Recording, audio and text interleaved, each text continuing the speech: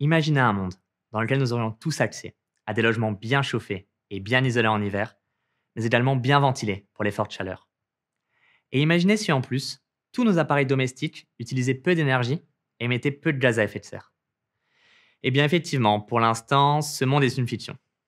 Nos logements représentent presque un tiers de la consommation d'énergie en France et un dixième des émissions de gaz à effet de serre.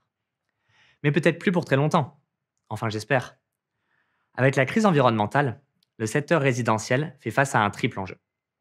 Réduire ses émissions, sortir de sa dépendance aux énergies fossiles et s'adapter aux événements climatiques à venir. Tous ces axes doivent être pris en compte dans l'ensemble des décisions de rénovation.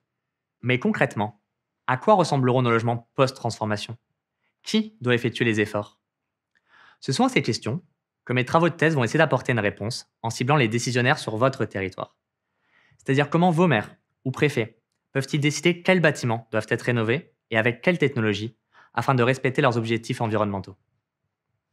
Pour cela, la méthode développée dans mes travaux se décompose en deux phases. Premièrement, je simule énergétiquement les logements de votre territoire.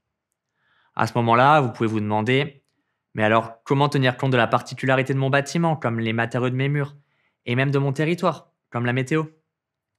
En fait, j'utilise des bases de données qui pour certaines caractérisent plusieurs millions de bâtiments en France, et d'autres qui regroupent les différentes données climatiques.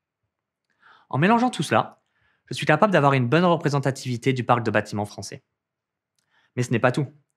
Il faut aussi considérer au mieux de nombreux postes de consommation, comme la climatisation, la cuisson, ou encore les énergies renouvelables, qui peuvent être installées sur les bâtiments.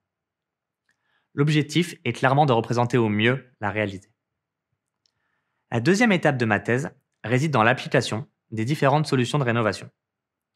L'objectif alors est d'obtenir pour chaque bâtiment de votre territoire les rénovations les moins chères, qui permettent une baisse significative de consommation d'énergie et d'émissions de gaz à effet de serre.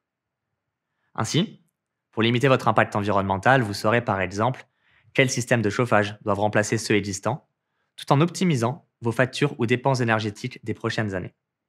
En conclusion, l'objectif de ma thèse est d'aider les politiques en leur présentant des préconisations simples de rénovation à mettre en œuvre sur l'ensemble de leur territoire, et ainsi de favoriser une rénovation réaliste et écologique des bâtiments.